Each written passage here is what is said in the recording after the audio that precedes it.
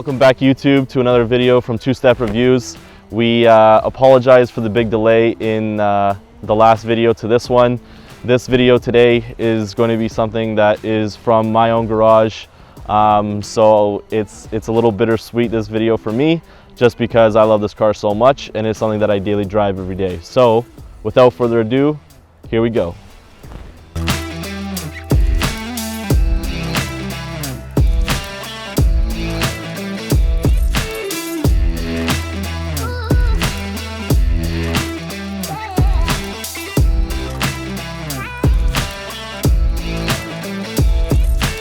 So this is my 2018 BMW 328 Diesel M Sport. Now, obviously one of the reasons why I bought this car in the first place is just because of this front end. To me, the lights, the kidney grills, the M Sport bumper just looks so aggressive. And to be honest, you're not gonna find another car that looks this aggressive and gets 40 miles per gallon. To me, the first time that I saw it, it spoke to me as a person and what I like in a car. And to be honest, this car kind of checked that box right off the bat. This isn't the fastest car in the world. Like I said, this is a daily driver. To me, it's one of the most ultimate daily drivers out there, mainly because this one is a diesel. I'm averaging around 40 MPG. I get around 950 kilometers to a tank. This one is all-wheel drive, and to anybody thinking, 950K, that seems like a lot. It is, especially in this, day and age where in Canada, gas prices aren't cheap anymore. So it's kind of interesting to find out that, this guy here, as good as it looks, is saving me money on gas every month. So one of the big reasons why I purchased this car in the first place. This vehicle right here is a 2018 M Sport 2. It has 180 horsepower, 280 foot-pounds of torque.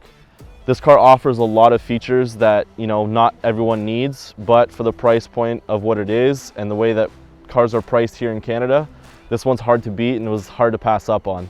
This car isn't the fastest car in the world, I'll be the first person to tell you that, but I will tell you that this car is very stiff and very sporty for a little diesel.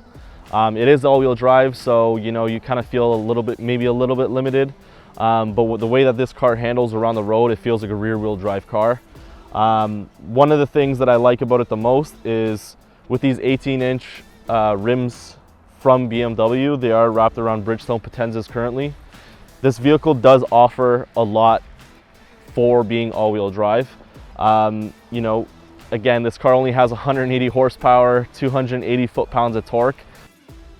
That doesn't seem like a lot in today's day and age, but I will tell you that if you put your foot to the pedal, this thing does go like a freight train. At least that's what it feels like inside. One of the reasons why I definitely bought this car is obviously looks. However, the next portion is obviously the mileage. With a diesel, you can't really go wrong. Now, I want to take you inside just because, again, this is another feature that obviously I loved about the car.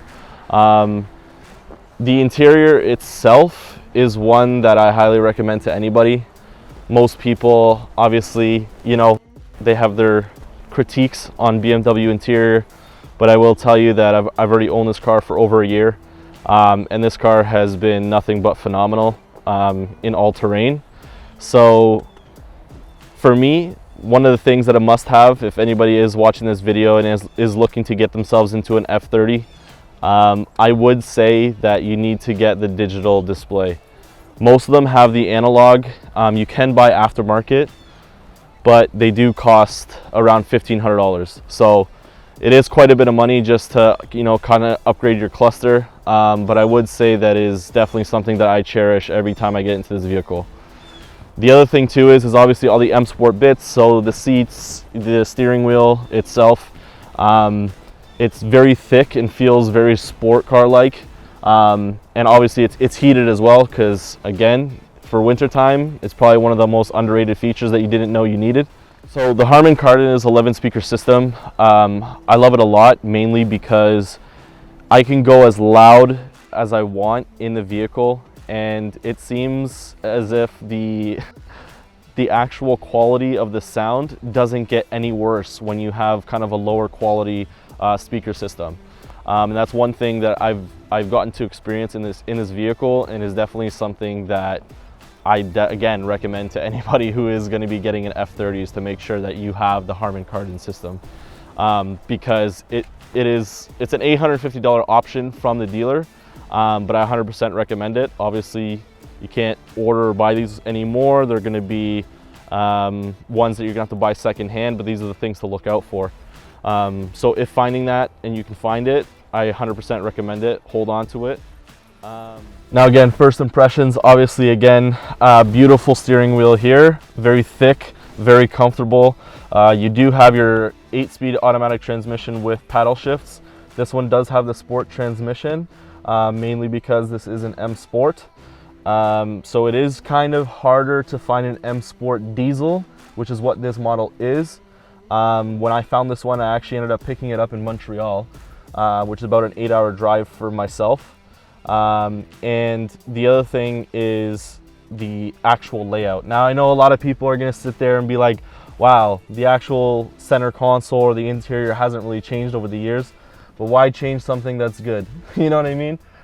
There's many things that even in Mercedes, even if you get into, I have this argument all the time, they still have kind of the same setup from their previous models. What I like about this one is that, you know, there's simple little features that they've added over the years to make it more modern. So for instance, when instead of just selecting all of these preset buttons here on the radio, if I hover over them, when you get into the actual portion of the radio and you're kind of using all of your features, or if you're using the Apple CarPlay, which is also another add-on for this vehicle that you'd want to check on to make sure that it has, is that all of these I can hover over them, they're all touch. So for me, if I wanted to have, for instance, someone like my fiance who I need to call, I can actually set number 1 to be her number, and I press this button and the car's automatically going to call her.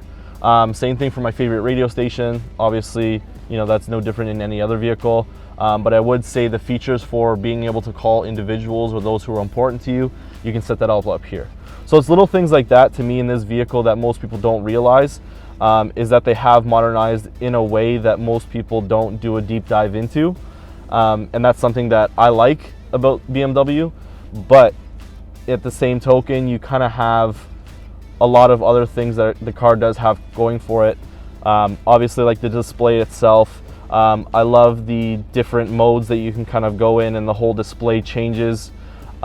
This vehicle, we are in the daylight. It does have interior lighting around the doors and around the center console. So in the nighttime, you can either have it orange or white. I do wish that they did have other colors and that I could change the brightness. So you are only limited just to 2. So again, it's something that's very convenient when you have it, but not very convenient if it's something that you don't need. And again, to me, this vehicle checked all the boxes for us just because of all the features that it offers, and again, that miles per gallon. So again, this vehicle right here, as beautiful as it is, interior, you know, we love the color combination. We had the mineral gray on the outside, and now we have the cognac interior color here, which is this brown. We think it suits the car very well, and I also think that everything else in this car kind of ties it together. The one thing I will probably be looking at doing is definitely upgrading these kind of wood panel bits to carbon fiber ones or the M Performance ones, and kind of just go from there. Well, this car is good at a couple things. 1, looking good, 100%. 2, getting good gas mileage. That's another thing. And again, I'll stress that all day, because for all my diesel fans out there, we know how hard it is, and that's the one thing they pride the most on.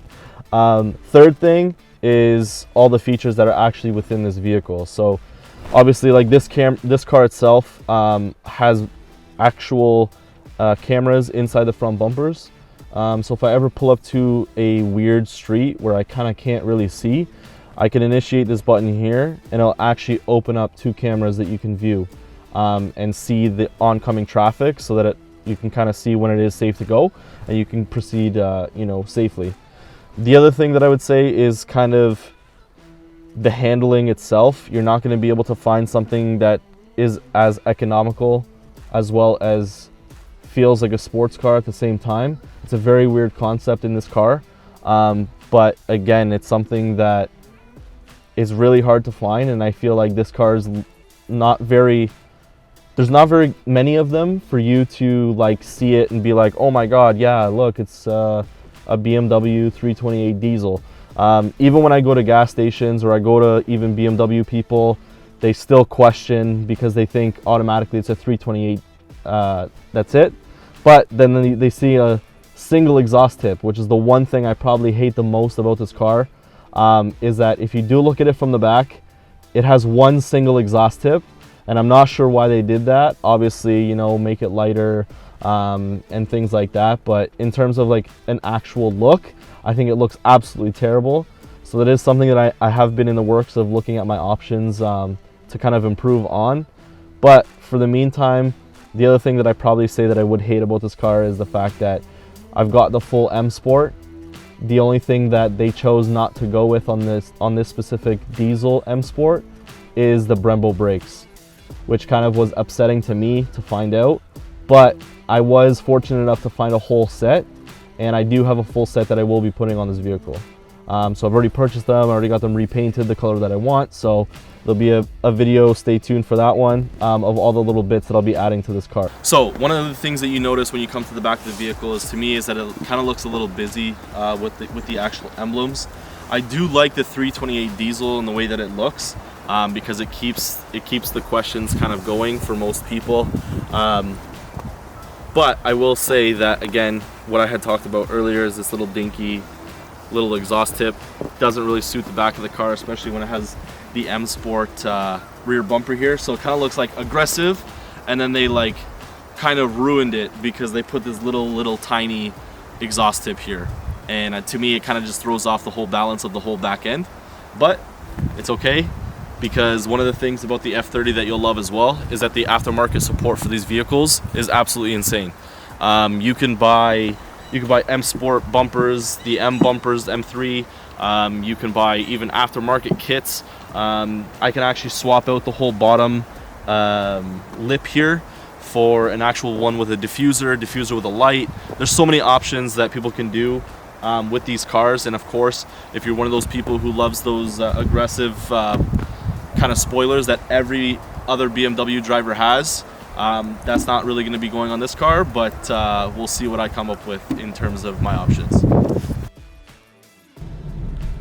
I'm finally driving the 328D, and first impressions, obviously the heads-up display in this car is awesome because you can adjust the actual level of where you want it on the windshield. A lot of people don't like it. You can turn it off.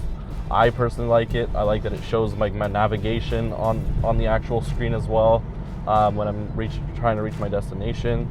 The car itself feels good. I mean, you have kind of all the good bits that you can kind of feel on the road. The one thing that I will say is that when you do put it in sport mode, the handling gets very stiff. And it actually, it's electronic, and it's a little cumbersome at times. You know, the direct connection is like, you can feel that the electronics are making it a lot tougher for you to turn the wheel, almost as if, I guess the best way for me to like kind of explain it is as if you've ever driven a car that has no power steering, it's not as harsh, but it still has that very heavy wheel to it, which is nice, but it's also terrible, because if you ever try parking, it is an absolute nightmare. And now we're on these nice roads. You know, the car picks up decently well. There is turbo lag for sure, but if I do put it over into sport and start using the paddle shifts, and I get myself down to an RPM, you know, let's say 2,000, actually I'm 2,500 right now. If I put my foot on the pedal, the power is immediate. From the turbo lag, I haven't really looked up as to where the actual power band is on these diesels, but driving it with paddle shifts and manual and making sure that, you know, again, diesel cars don't rev very high. They have a short power band, so that's why a lot of people opt out for diesel options, just for like an actual fun car. But again, this is a car that's a daily for me. It provides everything I need to plus more. Again, I've done, let's see what it says here.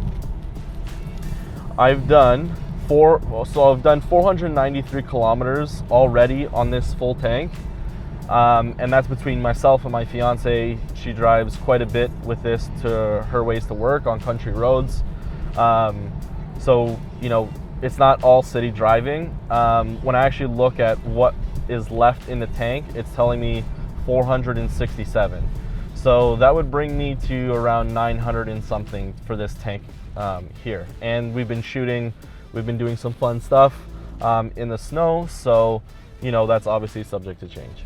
But again, the fact that I can absolutely hammer this car all day long, and if I wanted to, and at the end of the day still get 700 to a tank, I think I would take that any day of the week, especially again, just coming back to what we had talked about in terms of like how the economy has gotten so crazy and how gas prices have gone up, and you know, everyone's looking to save $1 nowadays. And for us, this car made sense because although parts would be expensive, I can safely say that in the first year of ownership, I have not put $1 into this car, which is phenomenal, because I think that helps the conversation around, you know, German cars are unreliable. I think that people need to understand that these are machines. You know, the German ones seem to be a little bit over-engineered in some cases, but it depends on what you're going for. If you're buying a BMW, you're buying a BMW because you like the way it handles. And in order for you to get a car that handles that way, those components have to be built in a certain way for you to achieve that. And I think that that's a good argument between, you know, Japanese versus German, if you will. Just because, you know, as you're kind of going along, you can kind of tell that these cars are definitely reliable when it comes down to changing a part. Of course, it's a little bit more expensive, but I mean, that's the trade-off. The trade-off is that you're going to be paying a little bit more for the parts, but the flip side is that you have a car that handles well and gets 40 miles per gallon. You're going to hear me say that all the time because it's one of the things that I love the most about this car. And again, when people see that it's a diesel and not just, you know, a 328, that's where they kind of get confused, because they thought that, you know, the previous E90 series came with the four-door, in North America, four-door 335 diesel, and that car was an absolute monster. They didn't come all-wheel drive, they came rear-wheel drive, and they had dual exhausts, and they could make plenty of power. The N47s don't make as much power. There isn't as much tunability. I'm yet to see one that's done some, you know, crazy decent numbers. You can still delete everything off these cars and still do a downpipe and tune, and you'll still get really good gains. But that's not what this engine's meant to really do. This car also has warranty from like the diesel scandal and stuff like that. So I would also recommend that you kind of look into that through your VIN and also through your dealerships. I do have another diesel vehicle that I do also have, which is a 2015 Volkswagen Jetta. Let me know if you guys want to see that video. And that's a 6-speed manual, but that vehicle, because of the scandal, I actually have warranty until 2030 or 250,000 kilometers, whichever comes first, on all emissions parts. This car specifically, as I'm driving around town in sport mode, you know, the suspension itself is still comfortable. I will say it is a little harsher. It's not, you know, when I do hit a bump, I'm definitely able to feel a little bit more of those bumps than I probably would in another vehicle. But this BMW is a sports car brand that happens to be luxurious. They're not a luxury brand, I would say, by default. I feel like their heritage and their bones was based on the fact that they made sports vehicles. That was like their main focus. Because even if you look at all the older gens, you can tell that that's where their drive and their focus was on what they wanted to build. But again, for everyday use, like this thing is absolutely amazing. This is an entry level, you know, kind of luxury vehicle, I guess is what they define it as.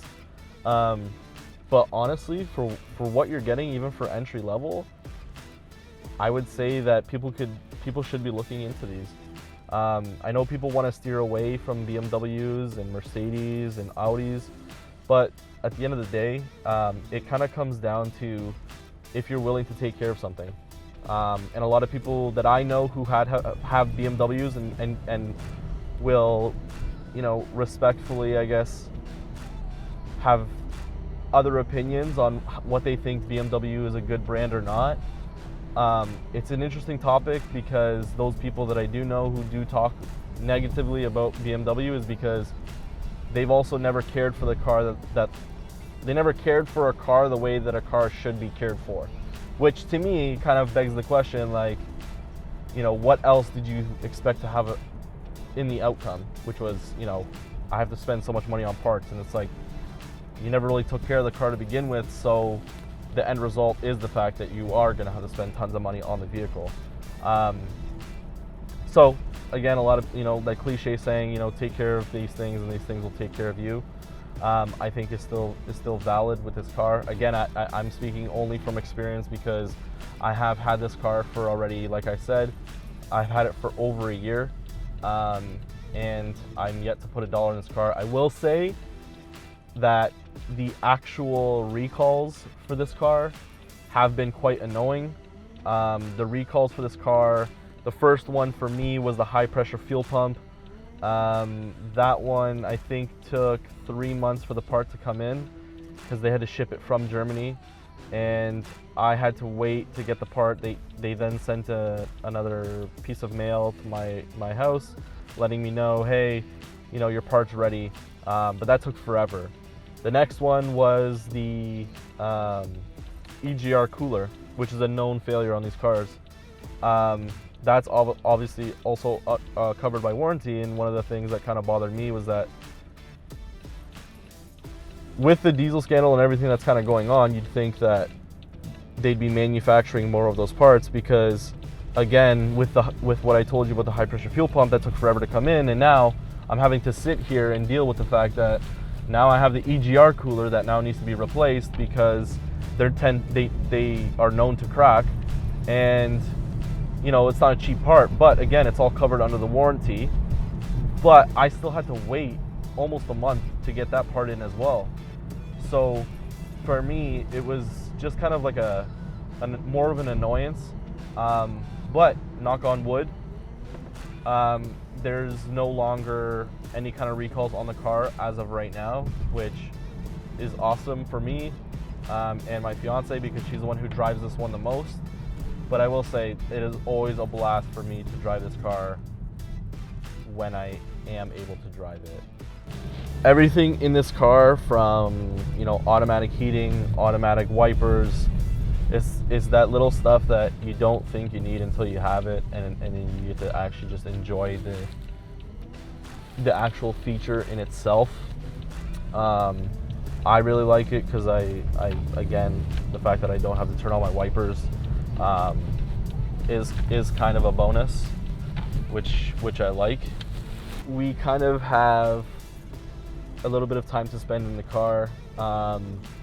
First things first, that feature with the cameras and the front bumper is something that, again, is a feature that you'd get and you'd be like, I never need that, until you're actually faced with a problem where it'd be a nice to have. Pulling up here, again, I'm beside a 340 right now, and it's crazy because they see the front of the car and they see like the M Sport look and, you know, the kidney grills and the full M Sport package, that, you know, they want to do a pull or anything like that. But it's just interesting because it's a lot of misconception. Like this, again, this car is not fast by any means, so for me to be do a pull with him, I'd be probably left in the dust, which is no fun. But again, I didn't buy this car, you know, to be the fastest car there is. This car I got because we needed something that was good on gas, and that's exactly what this car is, and has all-wheel drive.